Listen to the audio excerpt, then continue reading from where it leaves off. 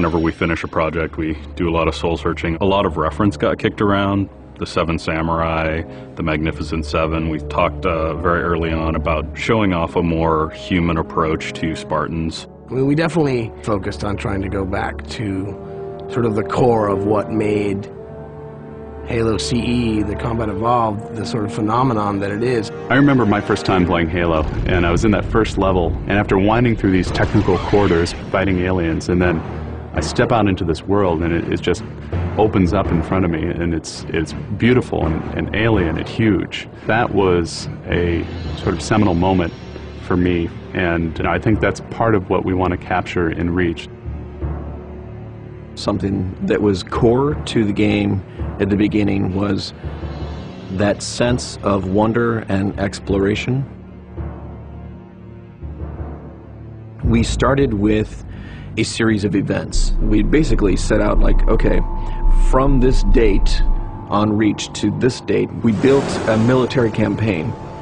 We all had a desire to really flesh out the backstory of what happened prior to Master Chief and Cortana even entering the picture. We knew there were other Spartans, and it just seemed like such a rich area to tell a character-driven story with new characters.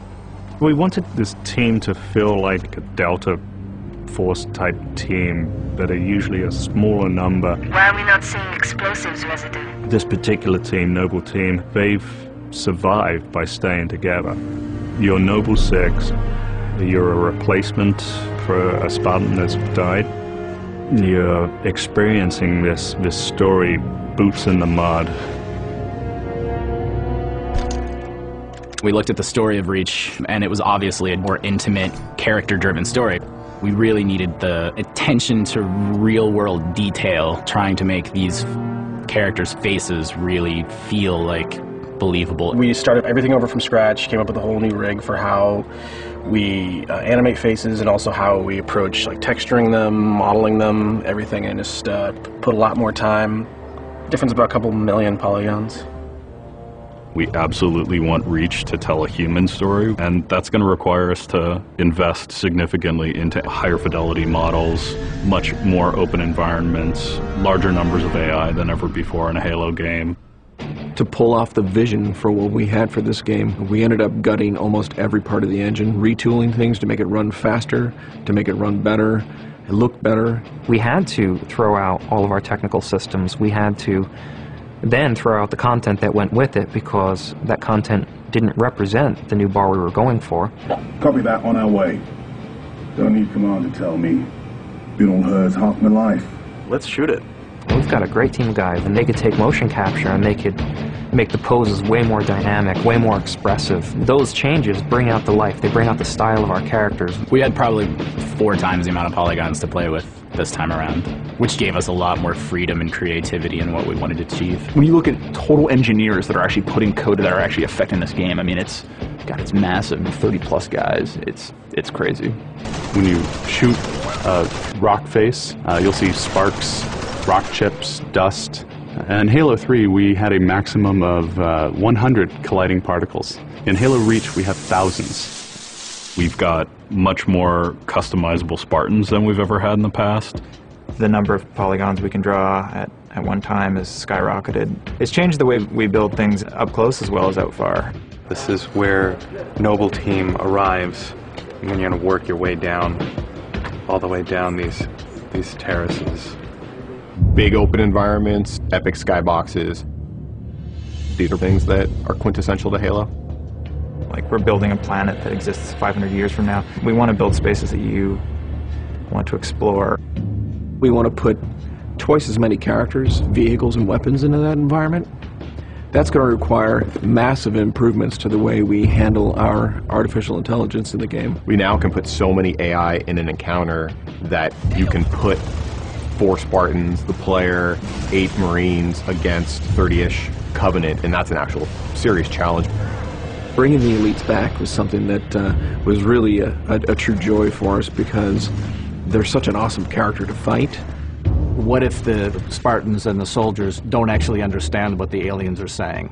What's that going to feel like? What if we can get back to having the aliens feel really alien and threatening? these people and this planet and this story deserve something new and different. Just a different underlying sense of tragedy, heroism. We're rebuilding everything from the ground up. You have to walk this very fine balance. We want to add new things, but we don't want to rough up anybody's baby. I mean, that's the whole thing about the crazy sausage that is Bungie's Halo Reach ODST universe, is that we've sort of developed this gameplay that every person sort of has the different things about it that they like, and I still think that we still struggle to figure out exactly what, you know, like what can we add or remove without pissing off certain people in the population. We looked at the Halo 3 assault rifle, and it really does feel kind of dated. It fit the tech then, but now we have all of these new polygons to play with. We went to a lot of trouble to sort of ground the weapons and the vehicles more in this sort of more real, more gritty world. We refined a lot of the weapons to push them into their particular role, and that role is defined a lot by range and the range of combat that you're going to play. For instance, the DMR, which is a sort of medium to long range suppression marksman rifle. It's going to be a sandbox game. It's not going to be a carefully scripted game where every movement of the AI is controlled by a mission designer. It's much broader than that. It allows the player to deal with encounters in their own specific way. There's definitely going to be offhand grenade throwing. There's definitely going to be vehicles. There's definitely going to be a large number of weapons that are incredibly powerful, incredibly accurate, to allow the player to feel like a badass.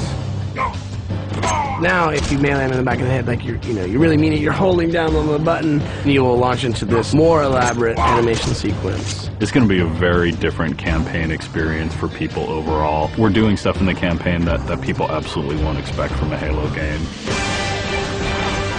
Bigger battles, brand new cast of characters. An incredibly ambitious game. Every neuron in my head is firing with just reach, reach, reach. We knew from the beginning what the end was going to be.